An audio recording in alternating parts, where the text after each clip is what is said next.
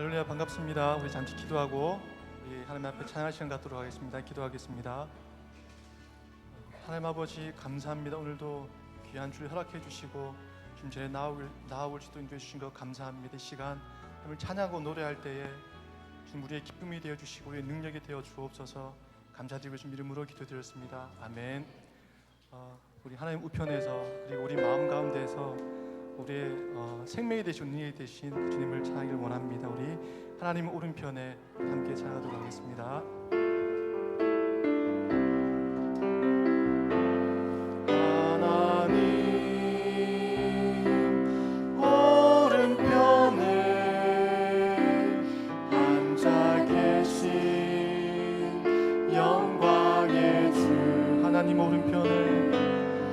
하나님 오른편에 앉아 계신 영광의 주 왕의 왕 주의 주 의와 진리 신실하신 주 나의 주님 나의 생명 영원히 섬기리 하나님 오른편에 하나님 오른편에 앉아 계신 영광의 주 하나님 오른편에 앉아 계신 영광의 주 왕의 왕 주의 주 의와 진리 신실하신 주 나의 주님 나의 생명 영원히 섬기리 우리 다시 한 번 더 찬양을 원합니다. 하나님 오른편에 하나님 오른편에 앉아 계신 영광의 주 하나님 오른편에 하나님 오른편에 앉아 계신 영광의 주 왕의 왕 주의 주 의와 진리 신실하신 주 나의 주님 나의 생명 영원히 섬기리 찬양을 드리며 찬양을 드리며 주 앞에 옵니다. 내 삶을 드리네 주 손 들어 주 경배 드릴 때 주 경배 드릴 때 주님을 느끼네 내 눈 보게 하소서 주님 얼굴 우리 찬양을 드리며 주 앞에 옵니다. 찬양을 드리며 주 앞에 옵니다.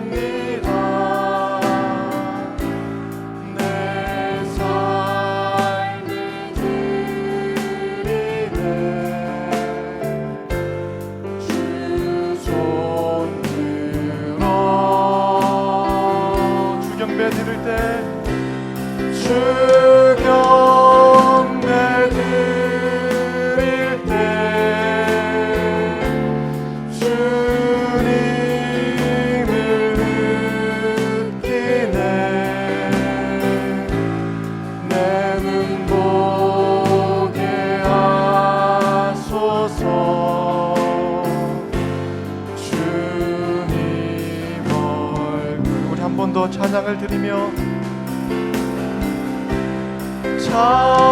찬양을 드리며 주 앞에 옵니다. 내 삶을 드리네. 그 손 들어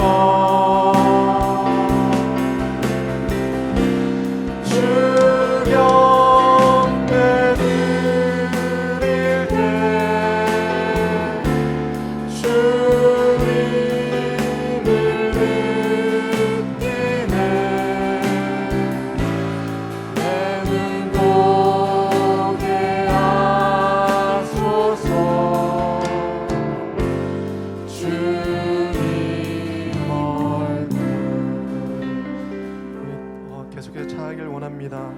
주 찬양합니다. 내 마음을 다해 우리 온 마음을 다해서 그를 찬양하길 원합니다. 함께 찬양하도록 하겠습니다.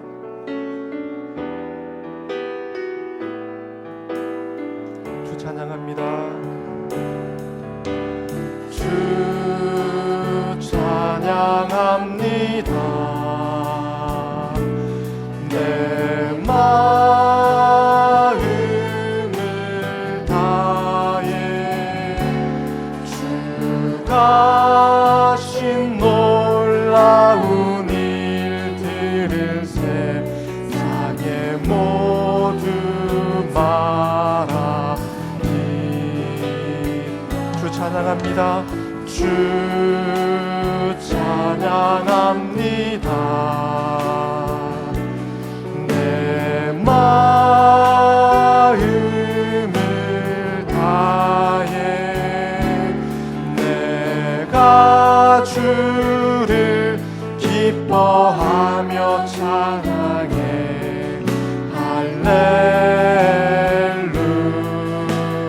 할렐루야. 지극히 높으신 이름 찬양해. 할렐루야. 주 찬양합니다. 주 찬양합니다. 아멘. 주님 내 마음을 다해 마음을 다해 주가 하신 놀라운 일들을 세상에 모두 전하니 주 찬양합니다. 주 찬양합니다.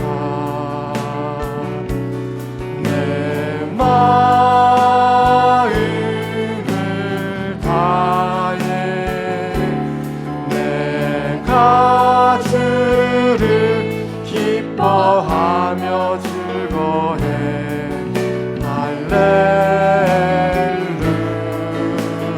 할렐루야. 지극히 높으신 이름 찬양해. 할렐루야. 우리 한 번 더 주 찬양합니다. 주 찬양합니다. 내 마음을 다해 주가 하신 놀라운 일들을 세상에 모두 말합니다. 주 찬양합니다. 주 찬양합니다. 내 마음을 다해 내가 주를 기뻐하며 즐거해.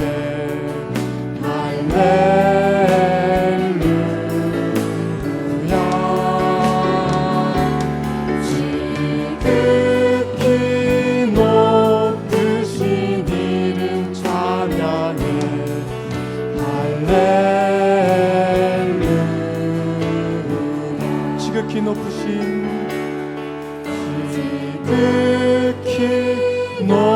높으신 이름 찬양해 할렐루야.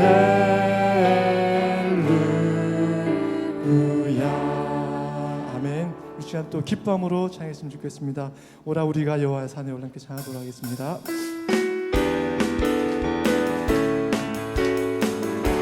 오라 우리가 여호와의 산에 올라 하나님의 전에 이르자.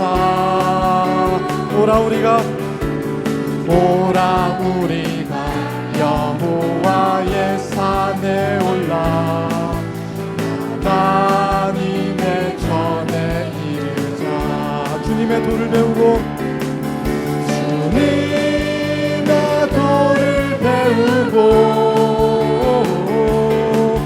주님의 길로 행하리. 이는 율법이 시온에서 나오고 주의 말씀은 예루살렘에서. 한번 오라 우리가 여호와의 산에 올라 하나님의 전에 이르자. 오라 우리가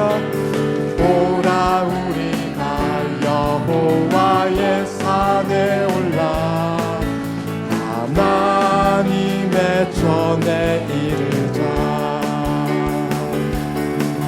주님의 도를 배우고 주님의 길로 행하리. 이는 율법이 시온에서 나오고 주의 말씀은 예루살렘. 마지막으로 오라 우리가 여호와의 산에 올라 하나님의 전에 이르자. 오라 우리가 여호와의 산에 올라 하나님의 전에 이르자. 주님의 도를 배우고 주님의 길로 행하리. 이는 율법이 시온에서 나오고 주의 말씀은 예루살렘에서. 주님의 도를 배우고 주님의 도를 배우고 주님의 길로 행하리. 이는 율법이 시온에서 나오고 주의 말씀은 예루살렘에서. 아멘. 우리가 지금 바로 있는 이곳이 우리 여호와의 산이고 또 하나님의 전인 것을 우리가 믿습니다. 이 시간 또 이 전에서 또 그 말씀이 나오고 주님의 길을 배우고 주님의 도를 배우길 원합니다. 좀 갈급하는 심령으로 우리 함께 잠잠 기도하시면서 예배를 준비하도록 하겠습니다. 우리 기도하겠습니다.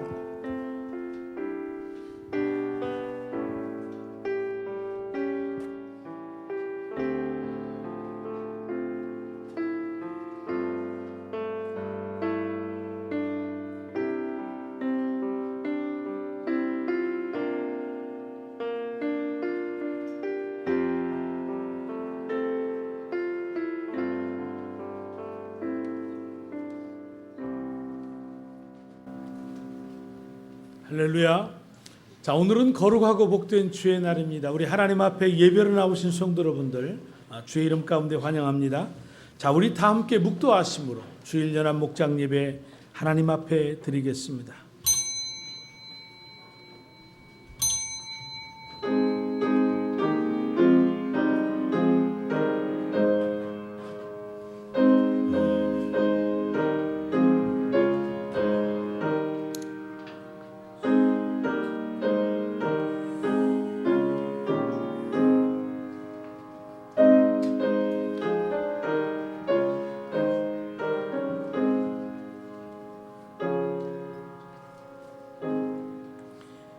하나님은 영이시니 예배하는 자가 신령과 진정으로 예배할지니라. 아멘. 자, 먼저 교회 소식 말씀드리겠습니다. 오늘 9월에 예수 영접 모임이 있습니다. 단기 선교 신청은 다음 주일까지 목장별로 신청해 주시길 바라겠습니다. 우리 3, 4분기 주일학교 성경 퀴즈 대회 19일 토요일에 있습니다. 목자 목녀 모임 오후 2시에 있습니다. 우리 피지 목장의 이현주 집사님 지금 성남 성안교회 평신도 세미나에 오늘까지 참석합니다. 자, 우리 다 함께 일어나셔서 우리 찬송하며 나아가겠습니다.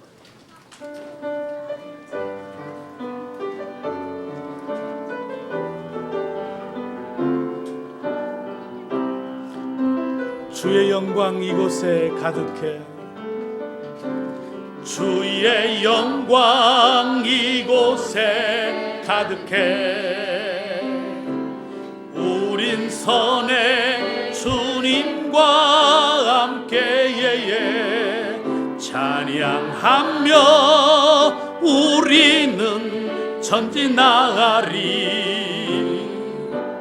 모든 열방 주 볼 때까지 주의 축복 이곳에 가득해.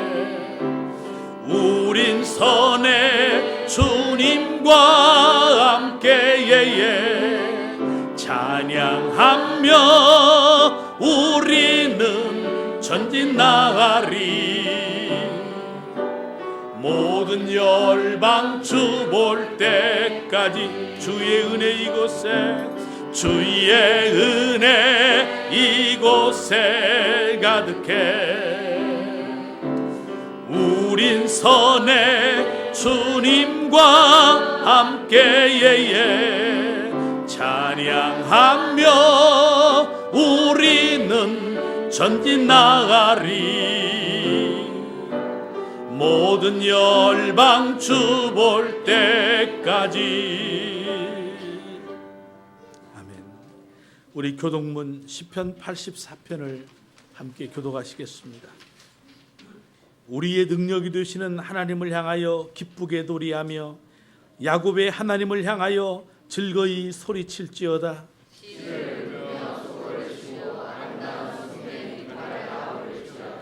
초하루와 보름과 우리의 명절의 나팔을 불지어다. 하나님이 애굽 땅을 치러 나가시던 때에 요셉의 족속 중에 이를 증거로 세우셨도다. 이르시되 내가 그의 어깨에 짐을 벗기고 내가 고난 중에 부르짖음에 내가 너를 건졌고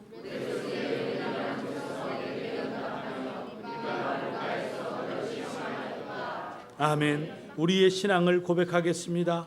전능하사 천지를 만드신 하나님 아버지를 내가 믿사오며 그 외아들 우리 주 예수 그리스도를 믿사오니 이는 성령으로 잉태하사 동정녀 마리아에게 나시고 본디오 빌라도에게 고난을 받으사 십자가에 못 박혀 죽으시고 장사한 지 사흘 만에 죽은 자 가운데에서 다시 살아나시며 하늘에 오르사 전능하신 하나님 우편에 앉아 계시다가 저리로서 산자와 죽은 자를 심판하러 오시리라. 성령을 믿사오며 거룩한 공회와 성도가 서로 교통하는 것과 죄를 사하여 주시는 것과 몸이 다시 사는 것과 영원히 사는 것을 믿사옵나이다.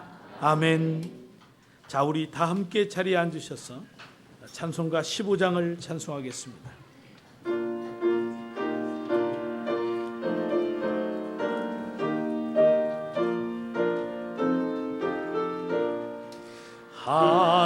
하나님의 크신 사랑 하늘에서 내리사 우리 맘에 항상 계셔 온전하게 하소서.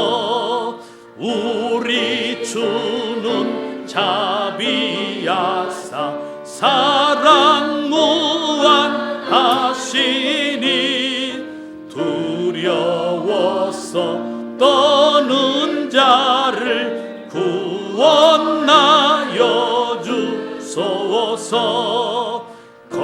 걱정 근심 많은 자를 성령 감화하시며 복과 은혜 사랑받아 평안 나게 하소서. 처음과 끝이 되신 주님 항상 인도하셔서 마귀 유혹 받는 것을 속히 끊게 하소서. 전능하신 아버지여 주의 능력 주시고 우리 맘에 임하셔서 떠나가지 마소서.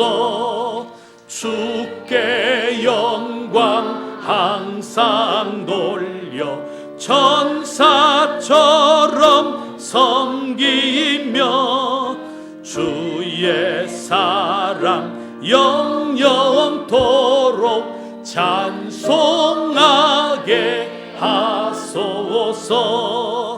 우리들이 거듭나서 흠이 없게 하시고 주의 크신 구원받아 온전하게 하소서.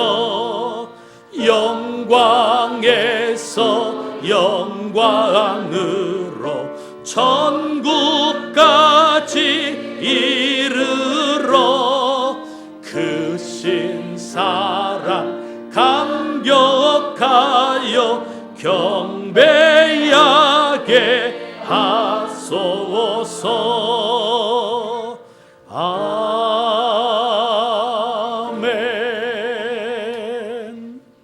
아멘.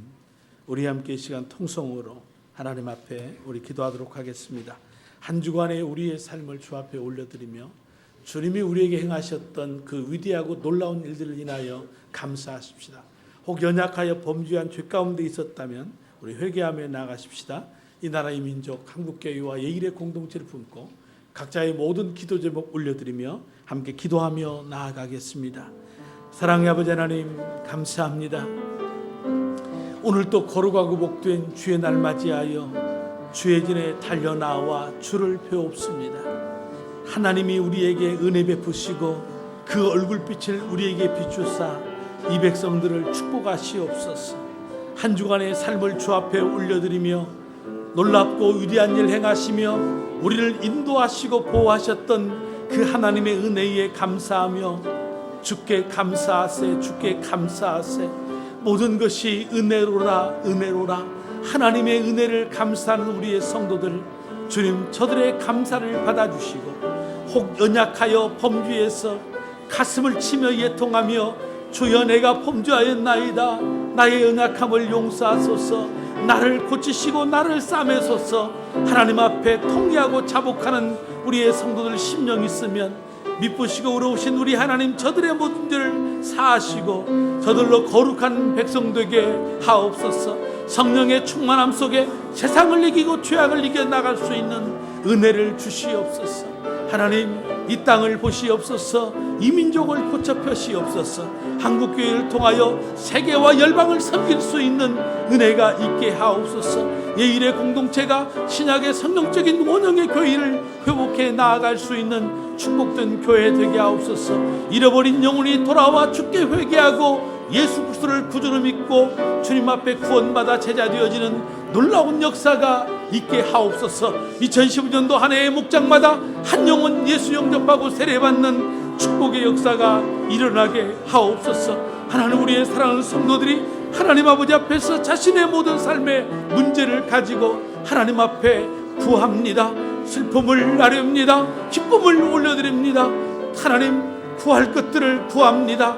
다 들으시고 응답하사 구하고 찾고 문을 두드릴 때에 저들에게 모든 것들을 허락해 주시옵소서. 하나님의 뜻이 하늘에서 이룬 것처럼 이 땅에서 이루어 주옵소서.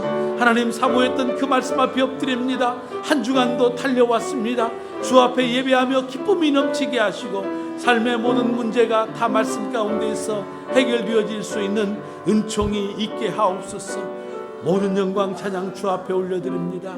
우리 주님 예수님의 이름으로 감사하며 기도 올려옵나이다. 아멘. 이 시간 OK 목장의 목자 되시는 우리 홍정국 장로님 기도하시겠습니다.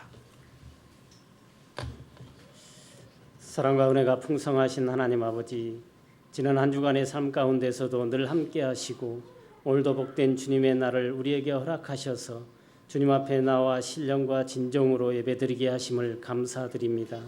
우리를 참된 예배자로, 준비된 예배로, 기쁨이 있는 예배, 감격 있는 예배 되게 하여 주옵소서. 하나님 아버지, 지난 한 주간 동안 허락하신 각자의 삶의 터전에서 주의 증인으로 살게 하심을 감사드립니다. 우리는 아직도 부족하고 연약하여 주의 말씀을 들을 때 결단하고 결심한 그대로 살지 못했지만, 그럼에도 한 주간 동안 우리의 삶의 현장에서 만나는 사람들과 행하는 일 가운데 하나님의 거룩하심과 의로움을 나타내는 빛과 소금으로 우리의 생각과 입술이 사용되게 하시고 우리 안에 예수 그리스도의 생명이 자라나고 있음을 보게 하셨습니다. 아버지, 우리는 연약하고 부족하여 넘어지지만 우리 안에 계신 성령님은 우리를 주 안에서 예수 그리스도의 믿음의 장성한 분량까지 자라나게 하심을 믿사오니 우리를 주의 말씀으로 정결케 하시고 정직한 영으로 거듭나게 하시사 새롭게 하여 주시옵소서. 예일교회를 인도하시는 하나님, 영원권 제자 만드는 가정교회로 신약교회 회복을 위해 애쓰고 힘쓰던 우리 예일교회가 교회의 주체가 건물이 아닌 교회의 존재 목적을 분명히 깨달아 다시 하나님이 기뻐하시는 영원권을 위해 3대 핵심 사역에 집중하고 기도하고 나아갑니다.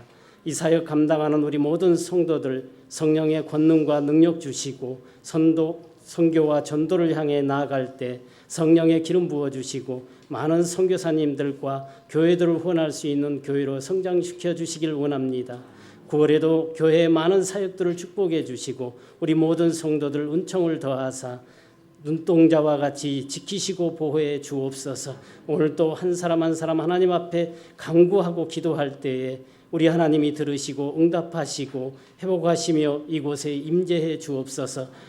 다니엘 세우신 목사님 권능의 손으로 붙잡아 주셔서 영유권의 강건함으로 늘 지켜주시고 영원권에 대한 열정을 가지고 맡겨주신 사역 감당할 때에 부족함이 없도록 은혜를 더하여 주시옵소서. 담대히 진리의 말씀을 선포하실 때마다 저희들의 심령이 변화시키고 삶을 변화시키어 새로운 헌신과 결단 가지고 살아갈 수 있는 은혜를 허락해 주옵소서. 예배의 모든 순서를 주님께 맡기오며 우리를 구원하신 예수 그리스도의 이름으로 기도하옵나이다. 아멘.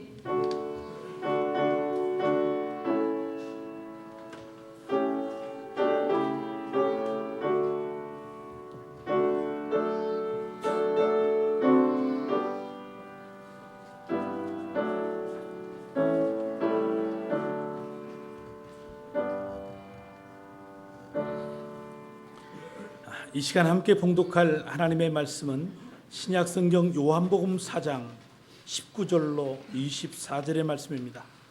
교회에 처음 방문하신 분들을 위해서 예배 시간은 우리 표준 세번역 성경을 사용합니다. 우리 주보 안에 있는 목장 성경 공부란에 요한복음 4장 19절로 24절 함께 봉독하시겠습니다. 여자가 말하기를 선생님 내가 보니 선생님은 예언자이십니다. 우리 조상은 이 산 위에서 예배를 드렸는데 선생님네 사람들은 예배드려야 할 곳이 예루살렘에 있다고 합니다 하였다. 예수께서 말씀하셨다. 여자여 나의 말을 믿어라. 너희가 이 산 위에서도 아니고 예루살렘에서도 아닌 데서 너희가 아버지께 예배를 드릴 때가 올 것이다. 너희는 너희가 알지 못하는 것을 예비하고 우리는 우리가 아는 분을 예비한다. 구원은 유대 사람에게서 나기 때문이다. 참되게 예배를 드리는 사람들이 영과 진리로 아버지께 예배를 드릴 때가 온다. 지금이 바로 그때다. 아버지께서는 이렇게 예배를 드리는 사람들을 찾으신다. 하나님은 영이시다. 그러므로 하나님께 예배를 드리는 사람은 영과 진리로 예배를 드려야 한다. 아멘. 자, 우리 찬송가 433장을 찬송하시면서 우리 준비하신 예물 하나님께 드리겠습니다.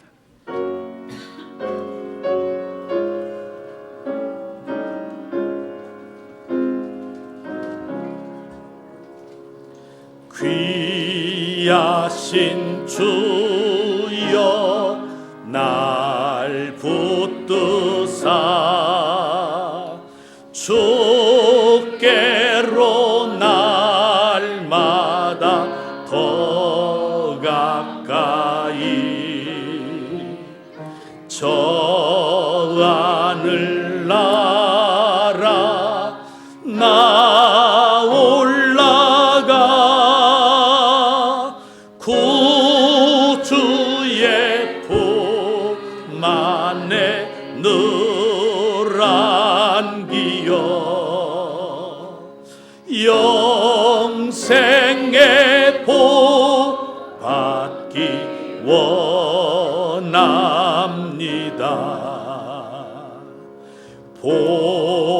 봉헌할 물건 나 없어도 날마다 주께로 더 가까이 내 죄를 주께 다 고하니 주님의 보혈로 날 씻으사 눈보다 더 희게 이 세상 내가 살 동안에 이 세상 내가 살 동안에 주께로 날마다 더 가까이 저 배는 천국 나 들어가 한없는 복락을 다 얻도록 풍성한 은혜를 주옵소서.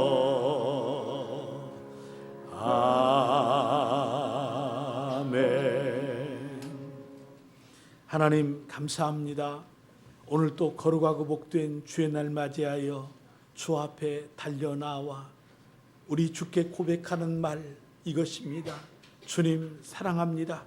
주님이 나를 사랑하심 같이 나도 주님 사랑합니다. 하나님 이 믿음의 고백 속에 또한 귀한 예물 올려드리며 저들이 믿음을 고백할 때 이 예물 받으사 아브라함과 이삭과 야곱의 기업 되신 하나님이 저들의 기업 되어주시고 저들의 생업을 축복하시고 직장을 축복하시고 우리 자녀들의 모든 인생을 지켜 주옵소서.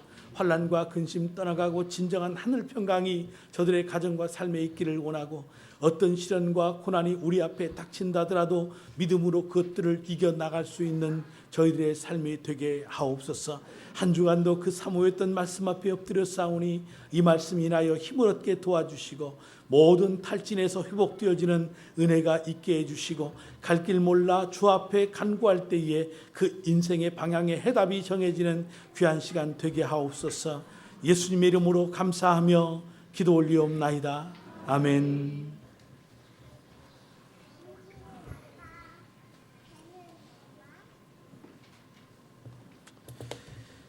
자, 이 시간 우리 사랑목장의 우리 유정원이 아빠, 우리 유달종 형제 이 시간 간증하도록 그렇게 하겠습니다.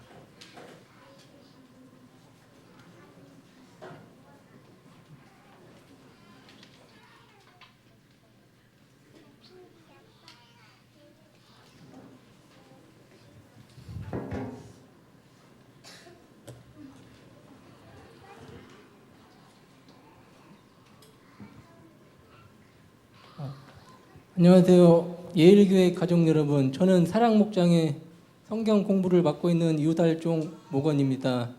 제가 예일교회에 나와 예수영접을 하고 세례를 받은 지 벌써 1년이 다 되어 갑니다.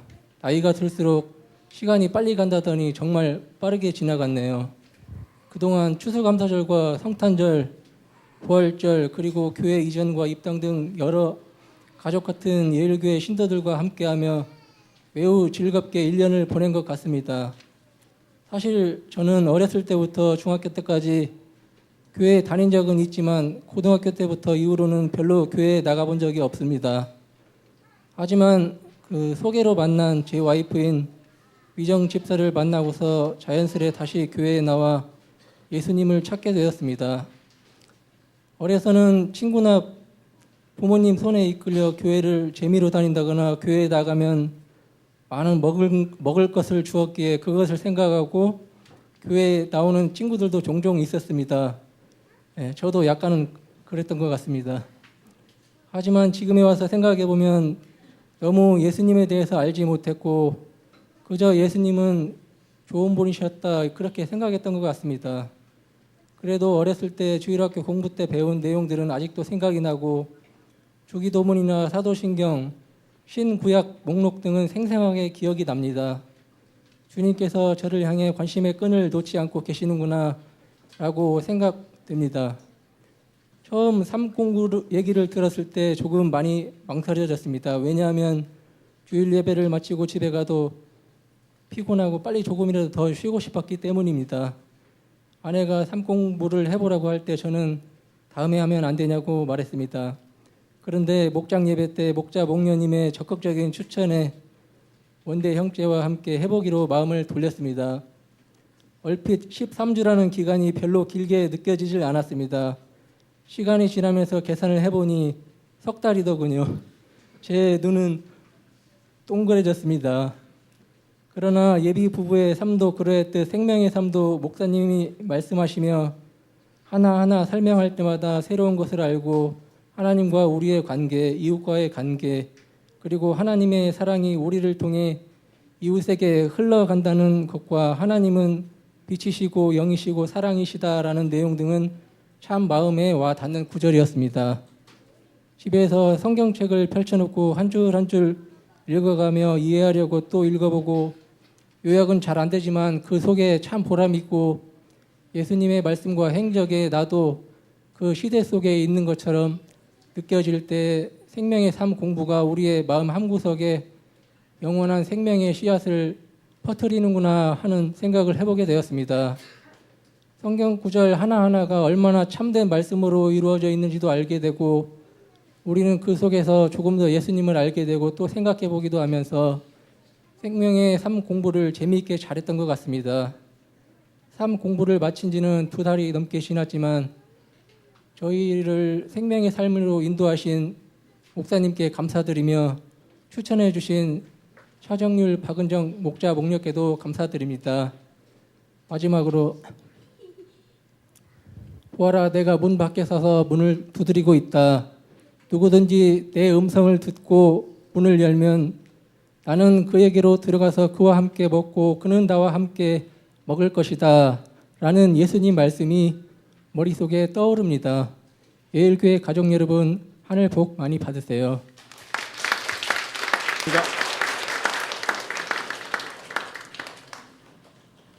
목자 목녀님이 적극적으로 밀어서 저는 그 말이 은혜가 됩니다. 예, 우리 목원들은 우리 목자 목녀의 기도와 관심 그리고 격려와 응원 속에 세워져 갑니다. 자, 우리 유치부 친구들 앞으로 나오겠습니다. 자, 한 주간 동안 얼마나 예쁘게 많이 컸는지 한번 보겠습니다.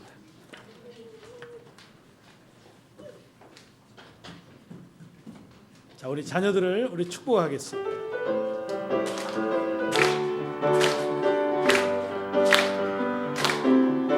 너는 축복의 씨앗 하나님께서 만드셨죠. 너는 축복의 씨앗 하나님께서 심으셨죠. 너로 인해 주님의 사랑이 싹 틔우고 아름다운 믿음 나무 자라며 너로 인해 주님의 축복 열매 맺으며 아름다운 향기를 나누리. 자, 사랑합니다. 축복합니다. 자, 우리 친구들은 우리 전사님과 선생님들을 따라서 유튜브실에 가서 하나님의 말씀을 듣고 배웁니다. 자, 우리 옆에 있는 분들하고 서로 한번 인사했으면 좋겠습니다. 예배에 승리하는 자가 됩시다. 예. 저는 오래전 군에 입을 때 훈련소에서 드렸던 그 첫 예배를 잊을 수가 없습니다. 훈련소에서 얼마나 고생을 하고 힘들었는지 이제 주일날이 되어서 모두가 쉬고 있을 때 갑자기 한 소리가 들립니다. 환자 집합. 저는 정말 환자들이 모이는 줄 알았습니다. 저는 아프지 않았기 때문에 당연히 나가지 않았고요. 그런데 교회 갈 시간이 점점점 다가오는데 교회 갈 사람 집합, 종교활동 집합, 이 소리가 안 들리는 겁니다. 그래서 마음의 초조함을 가지고 선임하사를 찾아가서 저 교회 가야 됩니다. 교회를 보내주십시오. 그랬더니 아이 이놈의 새끼 여기 진짜 환자 하나 있네. 이 환자 집합이라는 것이 왜 교회를 가는 사람들, 종교활동을 하는 사람들을 보고 환자라고 부르는지는 모르지만은 환자 집합, 이 소리는 교회 갈 사람 집합해라, 그 소리였던 것입니다. 저는 그날부터 정말 환자 아닌 환자가 되었습니다. 어쨌든 저는 교회는 가야 되겠고 내가 예수를 처음 만나서 이제까지 한 번도 주의를 범한 적이 없는데 군대 왔다고 그래서 내가 이 예배를 안 드릴 수는 없다는 거죠. 저는 그렇게 군대 생활했습니다. 그냥 그 근무 시간에 교회 갈 시간에 초소 근무를 맡기면 총 들고 교회로 가버렸습니다. 그러니 교회는 가야 되겠고 선임하사를 붙잡고 나 교회 가야 된다. 안 된다라는 겁니다. 인솔자가 없기 때문에 안 된다라는 겁니다. 아니요, 나는 교회 가야 됩니다. 나는 교회 가야 됩니다.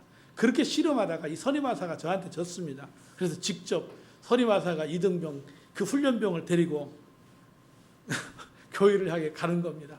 한 15분 정도인가요? 가면서 열심히 제시훈련도 받으면서 교회에 갔는데 이미 예배는 시작되고 있습니다. 그 예배당 문에 들어가는 순간부터 끝날 때까지 목사님이 무슨 말씀하셨는지 기억되는 거 없지만 처음부터 끝까지 엉엉엉 울다가 그렇게 예배를 마쳤습니다. 그렇게 드렸던 예배가 30년이 넘었지만은 아직도 내 마음속에 잊을 수 없는 예배로 자리 잡고 있다라는 것입니다.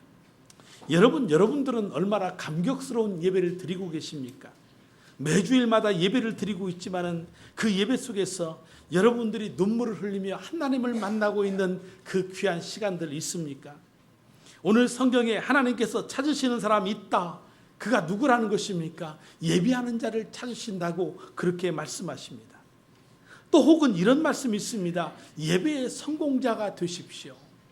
그런데 이 말을 뒤집어 본다고 한다면 예배의 성공자가 있는가 하면 예배의 실패자도 있더라, 그런 말 아니겠습니까?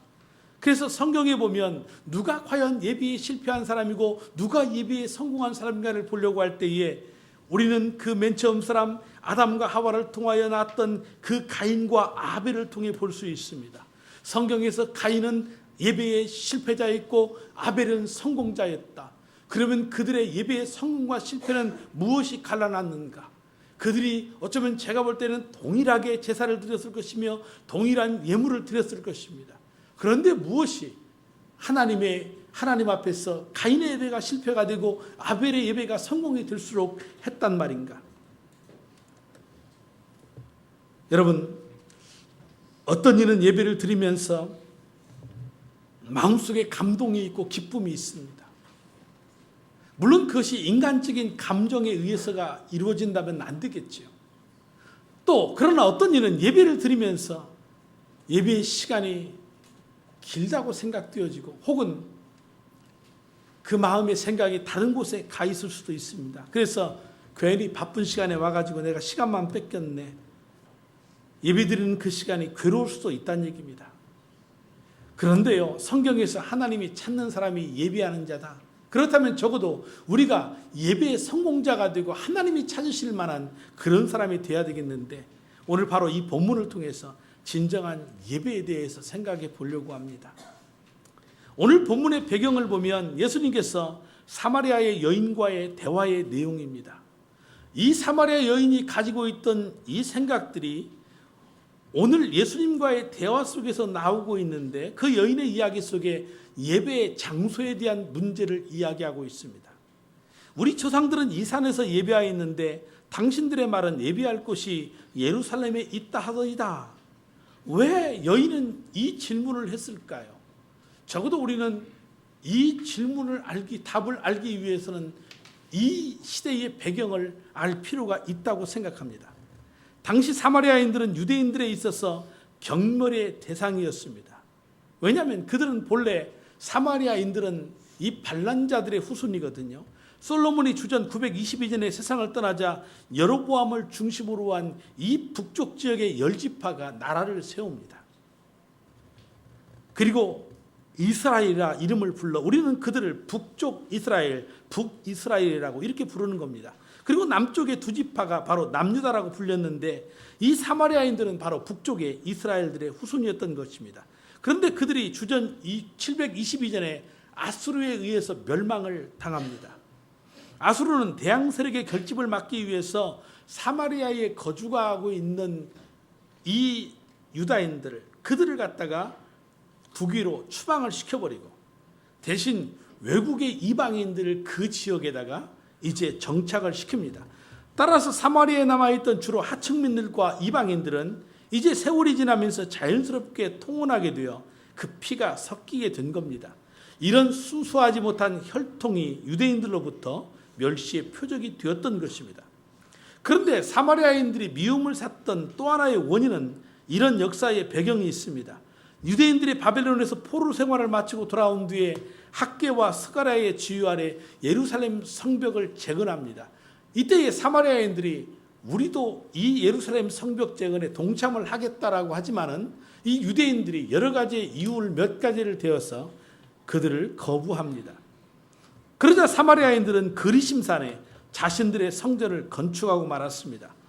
그러자 요한 힐가누스의 지도를 받던 유대인들이 주전 이제 128년경에 이 성전을 파괴해버립니다.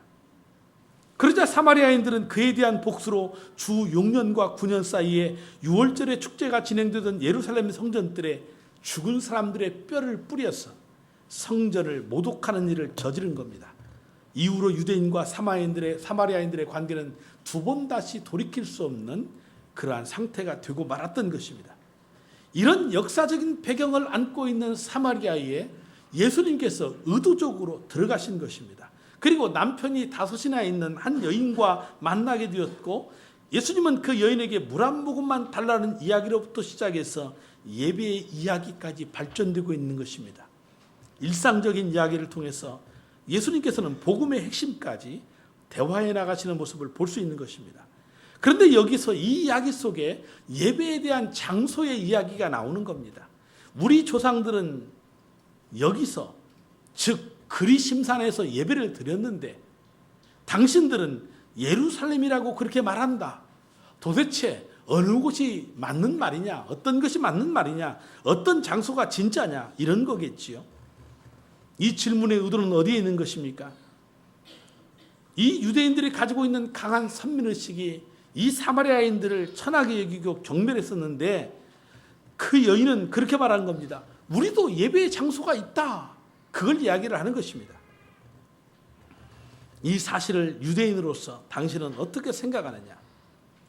어쩌면 오늘 그 대답은 예수님께서 지금 사마리아의 동네로 일부러 들어가신 그 자체가 해답이라고 생각합니다.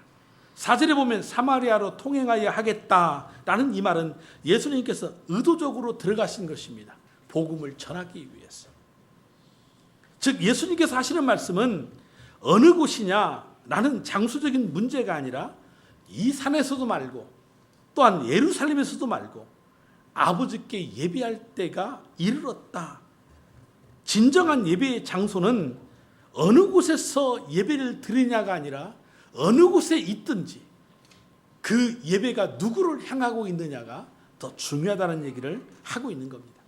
그러니까 오늘날에 와서 사실 예배 장소의 문제는 결코 중요하지 않습니다.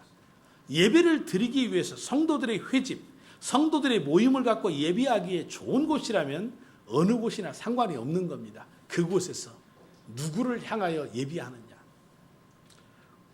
그래서 계속해서 하시는 말씀 가운데 22절에 너희는 알지 못하는 것을 예배하고 우리는 아는 것을 예배하노라 말씀하시면서 그들의 잘못된 예배의 대상을 지적하는 겁니다.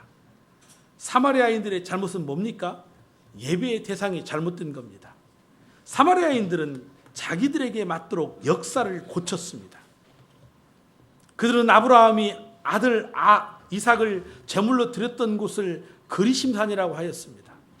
뿐만 아니라 백성들이 약속한 땅에 들어왔을 때 모세가 제일 먼저 단을 쌓고 하나님 앞에 희생제사를 드린 곳이 신명기 27장 4절에 보면 예발산인데 사마리아 사람들은 그리심산이라고 가르쳤습니다. 다시 말하자면 그리심산의 영광을 나타내기 위해서 성경과 역사를 고쳤던 겁니다. 그리고 예루살렘을 멸시하도록 그렇게 가르쳤던 것이지요. 즉 그들은 예배의 대상보다 장소를 더 중요한 것으로 여겼다라는 것입니다. 그래서 예수님께서는 너희는 알지 못하는 것을 예비하고 우리는 아는 것을 예비한다고 말씀하셨습니다. 그렇습니다. 우리의 예배의 대상은 하나님이십니다. 이거 분명히 기억해야 합니다. 우리는 지금 살아계신 하나님 앞에 예배하고 있는 것입니다. 그는 창조주이십니다. 우리를 사랑하사 독생자 예수 그리스도를 우리에게 아낌없이 보내주신 바로 그 사랑의 하나님이신 겁니다. 그분이 오늘 우리를 초청하고 부르셔서 오늘 이 자리에 나와 우리는 하나님께 예배하는 것입니다. 그래서 예수님의 말씀은 그 어떤 것보다도 가장 중요한 것이 무엇냐라고 할 때에 그 예배가 누구에게 향하고 있느냐가 가장 중요하다는 것을 우리에게 가르쳐 주시는 것입니다. 그런데 지금 우리가 지금 고민하고 우리가 지금 하고자 하는 이야기는 그걸 것입니다. 예배의 장소의 문제가 아니다. 예배의 대상은 하나님이시다. 그런데 과연 예배를 어떻게 드리는 것이 정말 옳은 예배일까? 바로 이 고민일 것입니다. 그래서 칼럼에 여러분 보시면 알겠지만 몇 주 전에 우리 목자 목녀 모임 중에서 목장에서 제가 목자 목녀들에게 혹시 목장에서 어떤 하고 싶은 이야기들이 있으면 하십시오. 제가 묻습니다. 그때 한 목자가 건의를 했습니다. 건의한 내용이 그렇습니다. 예일교회 예배가 너무나 행사 위주로 흐르는 것이 아니냐. 예배는 말씀 중심이 돼야 된다라는 것이지요. 그래서 제가 이 이야기에 대한 목사의 생각과 또 거기에서 우리가 생각할 때 그래 좀 지나친 부분이 있다. 우리 예일교회 예배가 뭔가 좀 과도한 면이 있다. 잘못됐다는 건 아니지만 뭔가 과한 부분이 있다. 그러면 그 부분을 좀 우리가 고민하고 기도하고 해서 좀 조정하자. 그래서 이제 결론을 이렇게 내린 겁니다. 하고 싶은 말은 그겁니다. 이러한 이야기는 사실 예배에 대한 오해에서 생겨난 부분도 있습니다. 예배의 요소는 우리가 일반적으로 6가지를 이야기합니다. 찬양과 기도와 말씀과 또 헌금과 또 성도의 교제와 그리고 축도. 여기에 전통성을 하나를 더 가미한다면 매주 예배 때마다 성찬의 예식을 하는 것이 어떠한 그 초대교회 역사의 흐름의 예배에 맞는 이야기일 겁니다. 그런데 이 매주마다 성찬을 또 하다 보니까 예수님의 그 피와 그 살을 기념하면서 드리는 이 성찬의 예식이 너무나 가볍게 여겨지고 하나의 이것이 형식에 치우치니까 이거 너무나 자주 하니까 문제 있다. 그러니까 이거 1년에 한 4번 정도만 하자. 그래서 한국교회가 보편적으로 한 4번 정도의 성찬을 하는 겁니다. 예배의 형태는 시대마다 이렇게 달라질 수 있습니다. 그런데 이 6가지의 예배 요소 가운데 목사님 뭐가 가장 중요한가요? 라고 이렇게 말하면서 질문을 한다면 그 질문 자체가 모순인 겁니다. 뭐가 중요하고 뭐가 중요하지 않은 게 없습니다. 예배에서 기복신앙으로 흘러가면 다른 건 다 몰라도 축도는 받아야 된다. 이렇게 가르치는 한때의 그런 교회도 있었죠. 또 어느 교회는 말씀이다 이렇게 말하는 교회도 있습니다. 그 어떤 것 하나하나가 중요하지 않는 거 없습니다. 다 중요합니다. 어떤 성도들은 교회에 와서 예배할 때 말씀을 통해서 은혜 받는 게 아니고 찬양 시간에 은혜 받는 성도들이 있습니다. 그러면 됐지요. 그 어느 한 요소가 강조되면 안 됩니다. 오히려 칼럼에 있는 것처럼 한국교회가 오히려 이 말씀 중심의 예배를 지나치게 강조하면서 목사에 대한 의존도가 높아졌어요. 그래서 성도들이 그럽니다. 어느 교회 목사님이 말씀이 좋다 그러면 우르르 가고, 또 신세대에 또 새로운 목사님이 등장을 하면 또 우르르 가고. 이거 왜 그런 것입니까? 저는 목사로서 가장 기분 나쁜 게 하나 있습니다. 뭔지 아십니까? 목사님의 테이프를 제작해서 우리 목사님 설교 한번 들어보세요. 물론 그 자체가 나쁜 게 아닙니다. 불신자에게 주어야 되죠. 그 속에 목사님의 복음, 하나님의 말씀이 있어. 이거 듣고 예수 믿으세요. 근데 교회 다니잖아요. 우리 목사님 말씀 들어보세요. 좋아요. 뭐라는 얘기예요? 그 얘기 듣고, 그래 우리 목사님 이제 별거 아니구나. 야, 우리 교회 오란 얘기인가? 저 교회 오란 얘기인가?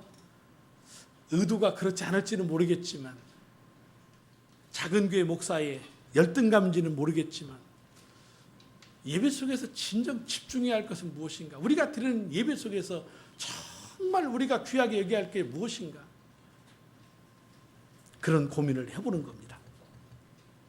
그래서 우리는 분명 예배의 장소의 문제도 아닐 것입니다. 예배의 대상의 문제도 아닐 것입니다. 그건 분명히 오늘 말씀드린 것처럼 어느 곳에서 드려도 그 예배의 대상 하나님을 향하여 예배를 드릴 때 하나님이 분명히 받으실 것입니다. 그런데 우리의 예배의 방법, 이건 문제가 되겠지요. 그래서 끊임없이 교회들마다 이 문제를 가지고 어떻게 하는 것이 하나님 앞에 진정과 신령으로 오늘 본문에서 말하는 그러한 예배를 드리는 것인가?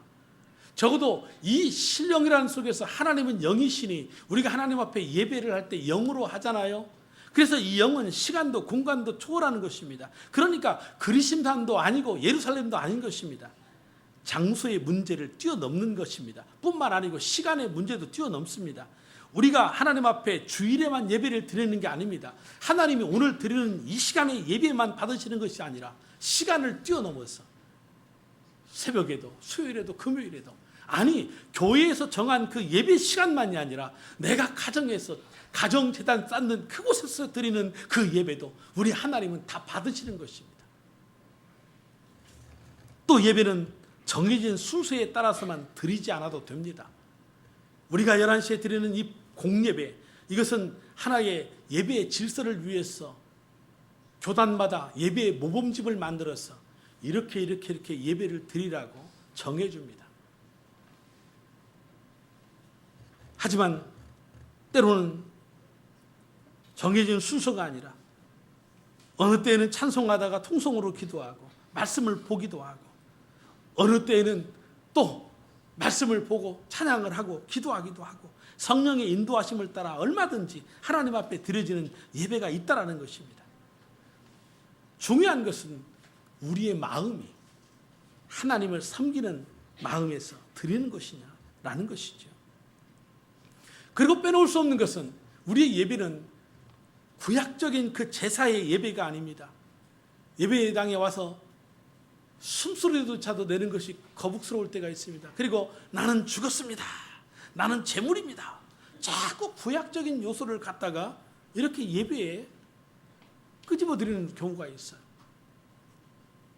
태도의 문제에 있어서는 공동체가 지향하는 바에 따라서 조금은 다를 수 있겠지만, 우리는 지금 하나님 앞에 이 죄를 용서받기 위해서 나의 죄를 용서해달라고 예배를 드리는 그 구약의 예배를 드리는 게 아닙니다. 이미 우리는 예수 그리스도 그분을 통해서 구원받았습니다. 교회는 구원받은 백성들의 무리입니다. 이 속에서 구원의 감격 속에 찬양하고 구원의 감격을 선포하고 하나님의 이름을 높이는 겁니다. 구원받은 성도들, 특히 한 영혼이 예수 믿지 않고 있다가 예수를 믿어서 주님 앞에 나와서 그가 예수 영접하고 그가 세례받을 때 우리는 그들을 축하해 주는 겁니다. 그리고 그가 삼공부를 마치면서 이제는 허그식을 하고 이제는 믿음으로 당신 스스로 출발해서 제자가 되어 당신뿐만 아니고 당신과 같은 제자를 만들어내라고 그의 출발을 격려하는 겁니다. 그런데 우리 예일교회가 이 일을 해온 겁니다. 근데 너무나 지나친 겁니다. 어떤 부분에서요? 삼공부 10명 수료하면 10개의 목장, 때로는 거기에 분가한 목장까지 그냥 말 수 없으니까 전 교인의 3분의 2가 나와서 꽃다발 주고 들어가고, 와, 심하긴 심하죠. 아, 그래, 이런 부분을 어떻게 하면 좋을까? 우리 목장의 건의처럼 그런 모습이 지나쳤구나. 그래, 그런 부분을 어떻게 조정할까? 그래서 적어도 생명의 삶까지는 그가 예수 믿고 구원받아서 처음으로 삼풍부하고 출발하는 것이니까 그때까지는 우리가 축하해 주는 거, 이거 마땅하다. 온 성도들이 다 나와서 축하를 해줘도 이것은 교회의 공동체, 예배가 추구해야 될 가장 기본적인 정신 맞는 것입니다. 그리고 그걸 바라보는 즐거움, 그때까지 수고하고 노력했던 그 목원들의 헌신이 하나님 앞에 올려드려진다고 그렇게 생각을 하는 겁니다. 근데 그 이후로부터는 우리 간소하게 하자. 삼공부 앞으로 수료식은 어느 교회나 가면 합니다. 우리만 그런 게 아니고 하면 대신 우리는 목자 목녀만 대표로 나가서, 그것도 꽃다발 이제는 없다, 꽃 한 송이만 탁 해서 주고 안아주고 끝내자. 목자 목녀가 해당될 때는 목원들 중에서 딱 대표로 나가서 하고 마치자. 간증도 굳이 생명의 삶까지는 하지만 그 이후에는, 이 생명의 삶까지는 구원받은 그 감격이잖아요. 내가 예수 믿기 전에 이런 삶 살았다가 이제 예수 믿고 내가 이런 삶 삽니다. 너무나 행복합니다. 우리 달종 형제 오늘 간증처럼 정말 우리의 헌신과 우리의 기도가 보람이 있잖아요. 하자. 그런데 그 이후에는 대표로, 아니면 혹 그래도 나는 해야 되겠습니다 한다면 예배의 전체의 흐름에 지장 주지 않는 범위 내에서 융통성 있게 잘 이걸 적용해서 하자. 그렇게 우리가 결정을 하게 된 것입니다. 여러분, 우리가 무엇을 하든지 왜 하는가, 하나님 앞에 왜 그래야 되는가, 이 본질적인 하나님을 향한 마음이 사라져버린 예배라면 형식이겠지요. 어쩌면 그것이 제사를 드려도 하나님이 너의 예배를 내가 받지 않는다고 했던 가인의 제사일지 몰라요. 그러나 아벨의 제사를 받으신 것은 그것이 믿음으로, 곧 그 말은 하나님을 향하여 있는 마음, 그것이라면 사실 내용도 그렇게 중요한 건 아닙니다. 하나님을 섬기는 그 마음이라는 겁니다. 그리고 또한 진정으로 예배하라, 이 말은 진리로 드려야 된다는 얘기인데, 진리는 무엇입니까? 예수께서 요한복음 14장에서 내가 곧 길이요 진리요 생명이니 나로 말미암지 않고는 아버지 길을 올 자가 없는데, 우리의 예배의 통로는 예수 그리스도 그분이십니다. 그분의 이름으로 하나님을 경배하고 그분의 이름으로 하나님을 찬양하고 우리는 그 예수 그리스도의 그분의 이름으로 하나님께 기도하며 나아가는 것입니다. 어느 누구도 예수님을 통하지 않고는 하나님께 나아갈 수 있는 사람은 한 사람도 없습니다. 또 한 가지 의미는 진심을 다해서, 정성을 다해서란 말입니다. 그래서 예배의 처음 시간부터 마지막까지 참여하는 것이 중요합니다. 이제 우리 찬양팀들이 다음 주부터는 10시 50분에 찬양할 겁니다. 그런데요, 분명히 말씀드리지만 예배는 11시가 맞지만 10시 50분에 찬양한다고 해서 이 찬양이 준비 찬양 아닙니다. 예배를 준비하기 위한 찬양이 아니란 말입니다. 어디 하나님 앞에 준비 찬양이 있고 본 찬양이 있고 그거 끝나고 뒤풀이 찬양이 또 따로 있습니까? 그건 아닙니다. 사실은 그 찬양팀 리더가 올라와서 우리 하나님께 찬양하자고 하는 그 순간이 사실은 예배의 시간인 것입니다. 이 찬양도 우리가 원래는 이 오전 1부, 2부 예배 때는 찬양을 하지 않았는데, 우리가 과거에 오후 예배가 있을 때 이 오후의 찬양이 열린 예배로 우리가 찬양할 때 너무나 좋았다라는 겁니다. 그래서 오후 예배를 없애고 이렇게 하려고 하니까 너무나 좋은데 왜 없앱니까? 그래서 이제 우리가 결론을 도출하기를 이 2부 예배 전에 이 찬양을 하는 것을 시작으로 해서 오늘까지 예배 전에 이 찬양이 있게 된 겁니다. 어쨌든 이 찬양이 15분 정도의 시간이 드는데, 그러다 보니까 예배 자체가 길어지고 또 여기에 여러 가지 아무리 우리가 옳다고 생각하는 어떤 공동체가 추구하는 정신이 있다고 하지만 거기에 몇 가지를 하다 보면 나중에 가서는 말씀을 듣는 시간이 너무나 약화되고, 또 저도 의식을 안 할 수가 없으니까 설교 본문을 준비한 것을 갖다 요약해서 이렇게 마치 하나의 형식으로 들여버리고 마는 그러한 패단이 있었던 것이 사실이었던 거거든요. 그러니까 그런 부분이 문제가 되는구나. 우리 성도들이 건의했던 것도 어쩌면 그런 것이겠지. 맞을 겁니다. 제 생각이. 그렇다면 이것을 보완할 수 있는 방법이 뭐냐? 그래, 찬양을 10분 더 당기자. 그리고 예배 전에 너무나 우리 아이들 와서 예배 드리는데 시끄럽잖아요. 가만히 안 있잖아요. 저놈들이 조조조조 하고 막 이야기를 하고. 근데 그건 당연한 거예요. 뭐 애들이 와가지고 조용히 묵상하면서 주여 내가 왔나이다 하고 그러는 건 좀 그렇지요. 오히려 아이들이니까 그런 모습을 보이는 게 당연한 겁니다. 이상한 건 사실 아닙니다. 근데 우리의 그 어른들의 고정관념과 시각 속에서는 참 받아들이기가 쉽지 않죠. 뭐 교회가 이래, 뭐 도떼기 시장 같고 좀 조용하고 좀 그래야 되는데 여러분들도 조금 의식은 좀 해야 돼. 좀 지나쳐. 축도 끝나자마자 또 다다다다다 하네. 좀 조용히 좀 예배 마쳤으니까 기도하고 돌아갈 수 있도록 해줘야 되는데 무색할 정도로 있을지어 다 하면 야야야 막 하고 서로가 이야기하고 그러면 분위기 완전히 그렇잖아요. 지나친 면은 있지.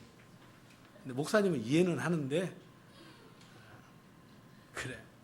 바로 이런 부분 속에서 우리 고민할 수밖에 없는 거지요. 그래서 찬양팀을 10분 당기고 우리가 또 말했던 지나친 부분 거기에 한 그림에 있어 한쪽에 색깔이 너무나 진하면 전체 그림이 죽으니까 좀 빼고 약한 부분은 좀 채워서 전체적인 면에서 우리 예배가 어느 곳에 드리던 하나님을 향하여 정말 영과 진리로 하나님 앞에 온전히 예배하고 공동체의 그 구원받은 감격과 기쁨이 그 역동성이 예일교회 예배에 살아있는 그 예배를 만들어 가자. 바로 거기에 목자 목녀의 고민과 담임 목사에서 고민이 있어서 이와 같이 결정을 하게 된 겁니다. 다음 주부터는 조금 달라지지 않겠습니까? 여러분 10시 50분에 오십시오. 찬양이 너무나 좋습니다. 그 찬양을 통해 은혜 받으십시오. 그래서 어떤 성도는요, 예배가 1시간 드린다면 1시간 예배를 드리는 성도가 있는가 하면 어떤 성도는 2시간 예배를 드리는 성도가 있습니다. 이 말은 2번 예배를 드렸다는 것이 아니고 예배는 드리는 그 1시간만의 문제가 아니더라는 겁니다. 그 예배를 준비하는 그 이전의 단계, 하나님 앞에 나아가는 그 마음, 준비하는 그 자세, 10분, 20분 먼저 와서 그날 예배를 위해 기도하고 오늘 들어야 될 그 말씀을 읽으면서 하나님 이 말씀 통해서 목사님을 통해서 이 하나님 말씀 풀어줄 때 내게 깨달음 달라고 기도하고 오늘 기도하는 우리 장로님, 우리 기도하는 우리 목자님, 하나님 기도할 때 그 기도가 응답되게 해주세요. 우리의 자녀들을 위해서 기도하면서 예배를 준비하는 그 30분 전에 그 예배도 예배더라는 겁니다.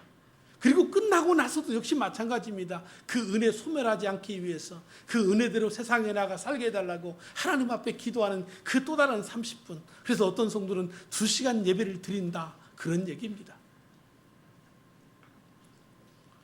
사랑하는 성도 여러분, 하나님은 분명히 예배하는 자를 찾는다고 그랬습니다. 그리고 빼놓을 수 없는 것이 바로 이제 우리 아이들의 이야기를 했습니다만 교회에는 예배의 사각지대가 늘 있습니다. 그것이 유아실일 수 있고 언제부터인가 한국교회의 이 영상예배, 예배당이 작으니까 저 지하실에 교육관에 어떤 교실에 비디오 틀어놓고 실황 중계지만은 예배를 모니터를 보고 드리는 겁니다. 무엇을 위한 예배인가? 그렇다고 한다면 차라리 영상으로 실황을 중계해서 그냥 집에서 각자 앉아서 그냥 소파에서 예배 드려도 되지 않겠어요? 생각의 차이일지는 모르겠지만 언젠가는 그런 시대가 또 오지 않겠어요? 교회가 너무나 커서 그렇다면 교회를 줄여야 할 것이고 공간이 작다면 늘려야 할 것이고 그런데 또 다른 자꾸 폐단을 만들어 나가는 거죠. 그런데 우리 아이들 예배 드리면 시끄럽습니다. 장난칩니다. 가만히 있지 못합니다. 왔다 갔다. 그러니까 아이들은 아이들끼리 예배실을 만들어주고 너들끼리 예배 드려라. 장점도 물론 있습니다. 그런데 단점이 저는 더 많다고 생각하는 겁니다. 중고등부를 마치면 청년부로 올라가지 않습니다. 청년부를 마치면 장년부로 올라가지 않습니다. 신앙의 개성이 되지 않는 겁니다. 우리 칼럼에 나와 있는 것처럼 기능적인 예배 형태, 나이에 맞게 수준에 맞게 어떤 공통 분모를 가진 자들의 그 예배, 이 모든 것들이 신앙 개성 안 되는 겁니다. 그래서 세례통합 부르짖는 겁니다. 제가 그 예전에 알프스 소년 하이디에 나오는 그 하나의 장면을 이야기하지 않습니까? 주일이 되면 할아버지와 아버지 어머니가 모든 자녀들과 함께 교회 가서 예배드리고 돌아오는 장면. 어쩌면 이것이 신앙의 개성의 가장 중요한 원리 아니겠어요? 할아버지가 믿었던 그 예수, 아버지가 믿었던 그 예수, 함께 그 예배 시간에 참여해서 예배드리면서, 물론 그 장면에도 예배 시간에 하이디가 딴짓합니다. 그러니까 할아버지가 뭐라고 하지요? 예, 그럴 수 있습니다. 하지만 보고 배우는 겁니다. 근데 오늘날은 너무나 세상의 교육에 맞추어서 이것들을 너무나 기능화시키다 보니까 신앙 개성은 안 됩니다. 지식 전달에 효과적일지는 모르겠습니다. 그 아이들만의 어떤 특성을 살려주는 그런 장점은 있는지는 모르겠습니다. 그런데 진정 신앙, 가장 중요한 신앙의 개성들이 잘 안 된다라고 하는 것입니다. 따라서 이러한 부분에 있어서 우리가 고민하는 것이고, 이러한 모든 것들을 가볍게 여기지 아니하고, 좀 힘들고 어렵겠지만 내 자녀다, 내 손자다 생각하고 받아주었으면 좋겠습니다. 만약에 내 손자를 데리고 왔는데 이놈이 빽빽거리고 울면 당연한 거 아니겠어요? 내 손자니까. 나는 받아들여요. 이놈이 우네 예배 시간에 울면 안 되는데, 이놈의 새끼야 예배 시간에 울면 어떻게 해? 나 이거 때리는 할머니 할아버지 못 봤고 부모는 못 봤어요. 근데 다른 자녀가 그렇게 하면 부모가 돼가지고 판단하고 자기 자식 그런 줄은 모르고 다 내 자식이고 다 앞으로의 믿음의 이 신앙의 개성을 해나갈 내 공동체의 자녀들이라고 생각한다면 기꺼이 받아들여야 합니다. 더 나은 신앙적인 개성의 가치를 위해서. 그런 부분 속에서 예일교회 돗대기 시장에도 괜찮습니다. 저도 조용한 거 좋아합니다. 집중하고 몰입하는 성도들 가운데 힘있게 설교하고 싶은 겁니다. 그저 산만하고 어수선한 거 전들 좋아하겠습니까? 그런데 그런 대가를 지불하지 아니하고 어떻게 또 다른 정말 하나님이 원하시는 것을 얻어갈 수 있겠는가, 그런 생각 해봅니다. 사랑하는 성도 여러분, 어쨌든 오늘 우리의 드리는 예배의 대상은 하나님이십니다. 그런데 우리는 구원받기 위해서 예배를 드리는 것이 아니라 이미 구원받은 자로서의 예배를 드리는 겁니다. 그러니까 거기에 감격이 있어야 되는 겁니다. 그리고 그 감격 속에서 이 하나님의 교회가 추구해 나가는, 정말 주님이 원하는 그 교회를 이루기 위해서 한 영혼의 성장에 초점을 두고 그의 변화를 바라보며 함께 즐거워하는 겁니다.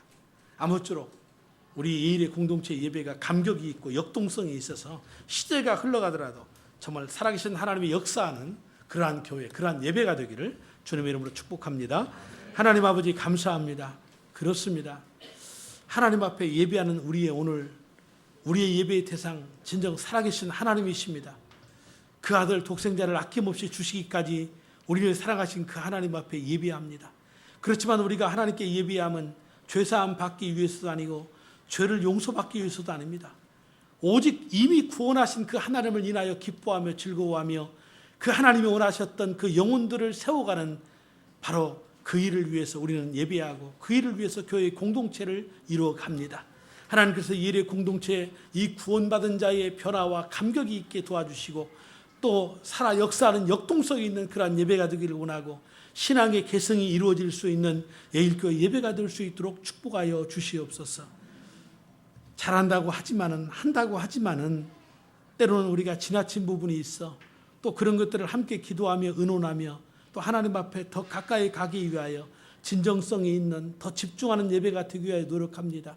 하나님이 때를마다 깨우쳐 주시고 우리 함께 기도하면서 아름다운 예배 이루어갈 수 있는 예일교회 될 수 있도록 축복하시옵소서. 예수님의 이름으로 감사하며 기도 올리옵나이다. 아멘. 자, 우리 다 함께 자리에서 일어나셔서 우리 앞옆 사람 바라보시면서 인사하겠습니다. 다시 한번 인사하십시다. 자, 우리 예배에 승리한 자가 됩시다. 예, 우리 찬송하며 나아가겠습니다.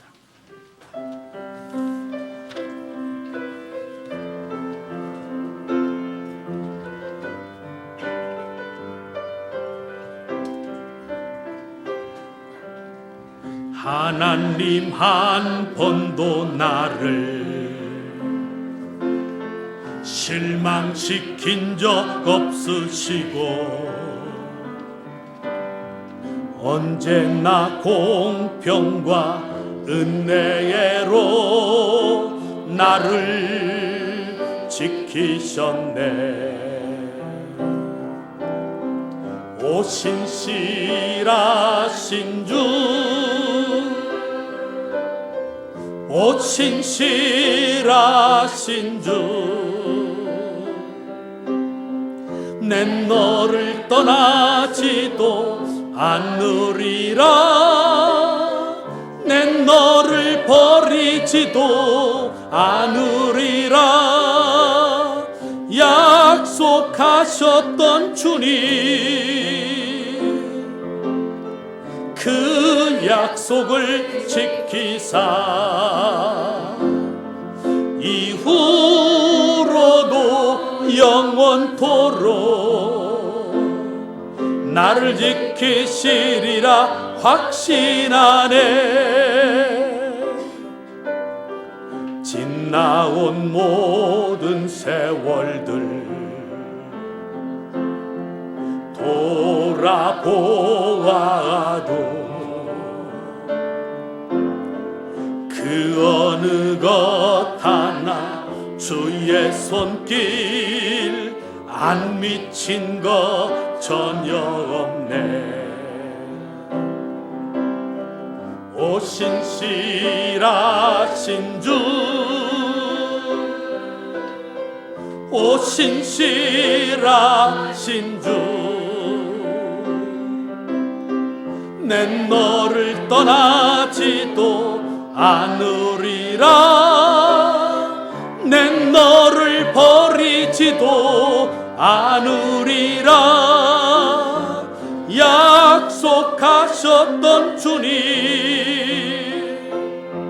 그 약속을 지키사 이후로도